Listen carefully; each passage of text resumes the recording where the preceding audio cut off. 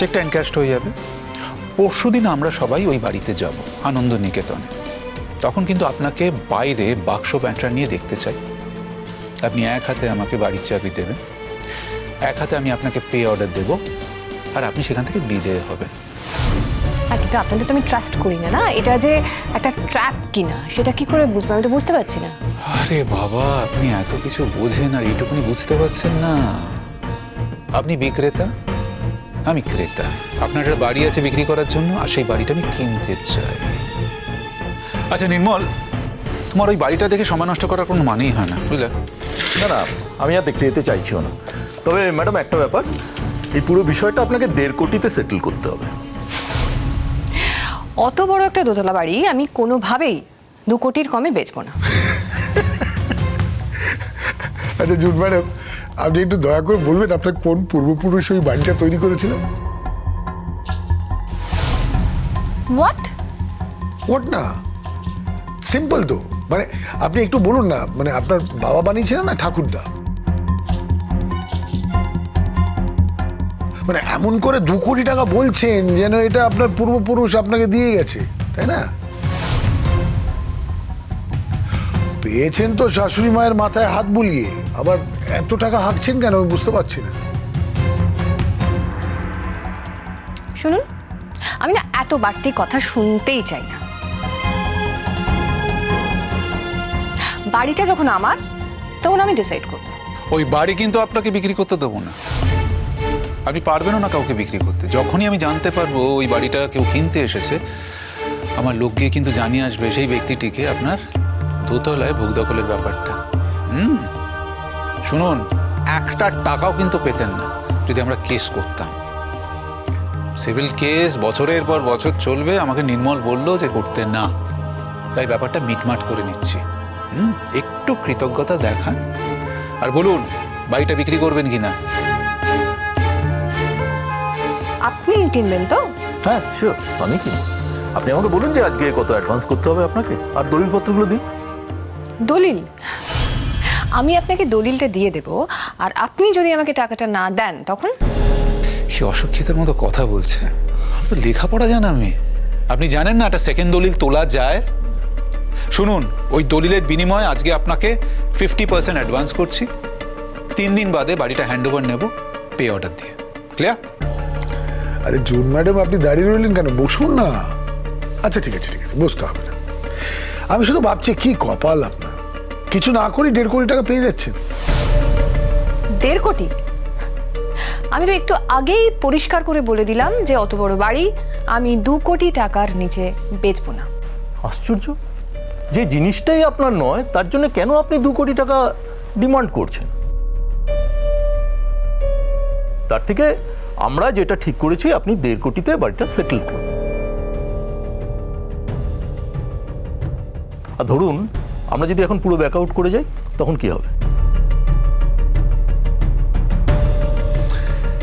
আর একটা কথা ভেবে দেখবেন, যদি আমরা কোর্ট কেস করি, যদি এটা বলি যে আপনি জোর করে পত্রলেখা দেবীকে দিয়ে বাড়িটা লিখিয়ে নিয়েছেন, তখন কি হবে? কোর্টে কেস উঠলে পরে উকিল দাঁড় করাতে পারবে? মানে আপনার চাকরি বাকরি নেই, অনিন্দ আপনাকে এখন সাপোর্ট করবেন না, টাকাটা আসবে কোথা থেকে? আমরা কিন্তু নির্মলকে দাঁড় করিয়ে দেবো, কলকাতার প্রথম সারির প্রপার্টি লয়ার। কাঠ গড়ায় দাঁড় করিয়ে না নাস্তা নাবুদ করে দেবে আপনাকে।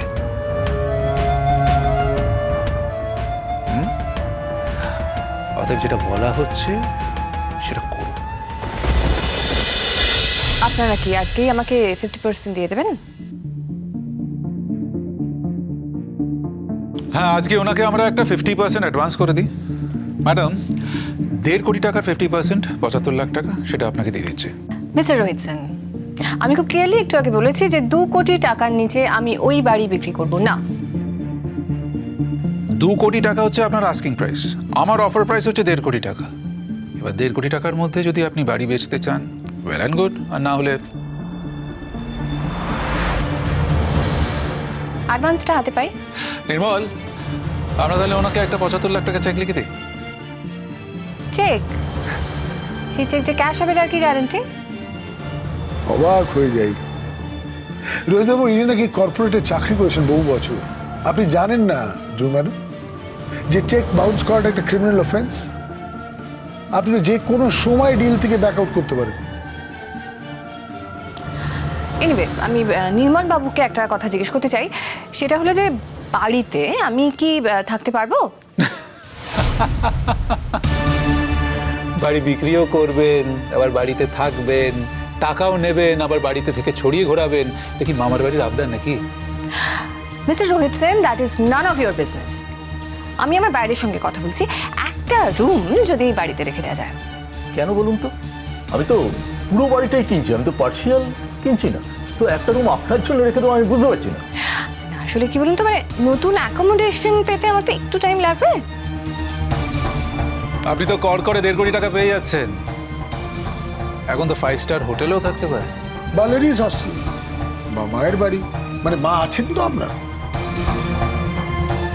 এনিওয়ে, আগে তো আমি টাকা পাই, তারপর হ্যান্ডওভারের প্রশ্ন। উনি নিজে যা অন্যকে তাই ভাবছেন।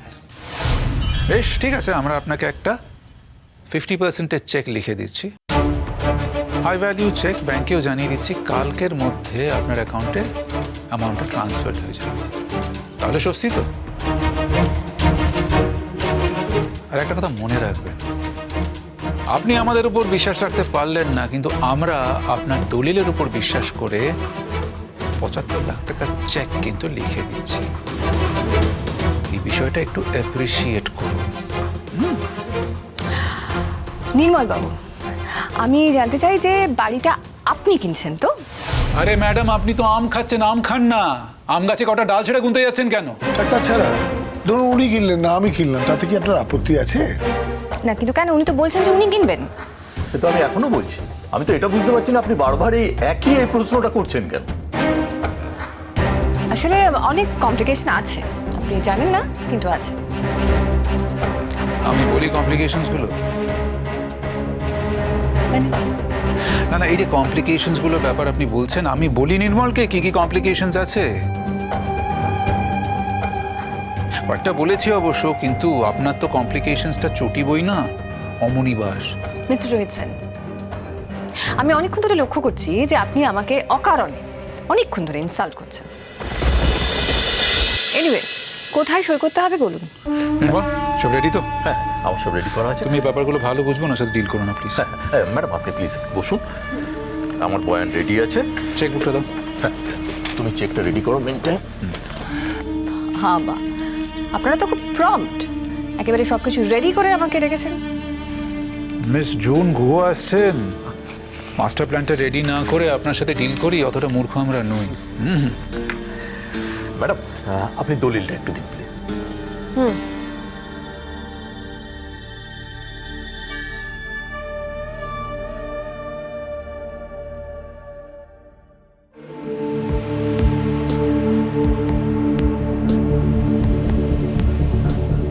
আচ্ছা, এটা একটা এগ্রিমেন্ট ম্যাডাম, যেখানে লেখা আছে আজকে আপনি 50% পাচ্ছেন এবং বাকি 50% আপনি দুদিন পরে অ্যাকসেপ্ট করার পরে আপনি হ্যান্ড ওভার করবেন। হ্যাঁ, চেকটা আমি আপনাকে দিচ্ছি, আপনি এটা একটু দেখে একবার একটা সই করে দিন।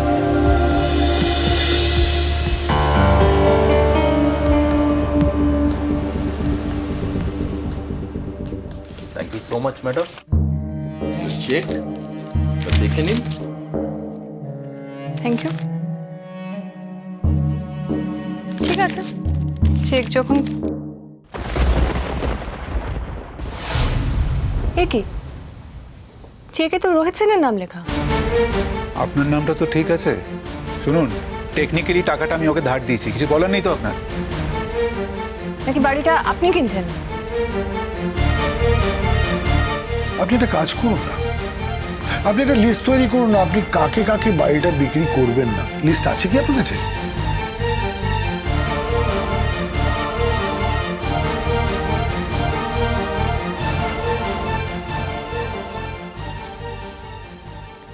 ঠিক আছে, আমি টাকা যখন পেয়ে গেছি আজকে চলে যাচ্ছি।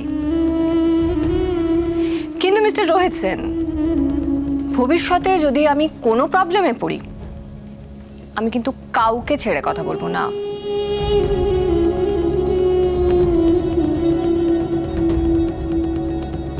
সেটা আপনি বিপদে না পড়লে আমাকে ছেড়ে কথা বলবেন না, আর বিপদে পড়লে যে কি করবেন সেটা ভেবেই আমি শিউরে উঠছি। যান, বাড়ি চলে যান। প্রচুর টাকা পেয়েছেন, টাকার গরমে গরমে আপনি এখন বাড়ি চলে যান, আর সেই গরমে গরমে আরো কয়েকদিন বাড়িতে একটু ছড়ি ঘোরান। বাস, আর তো দিন তিনেক বাকি আছে, তারপর তো সেই বাড়ি থেকে আপনাকে বেরোতেই হবে। আপনাকে একটা কথা রিমাইন্ড করে দিই, নার্সিংহোমে বলেছিলাম যে একদিন আনন্দ নিকেতনে আমি শ্রীময়ীকে পার্মানেন্টলি ঢোকাবো, আর আনন্দ নিকেতন থেকে আপনাকে আমি পার্মানেন্টলি বার করব।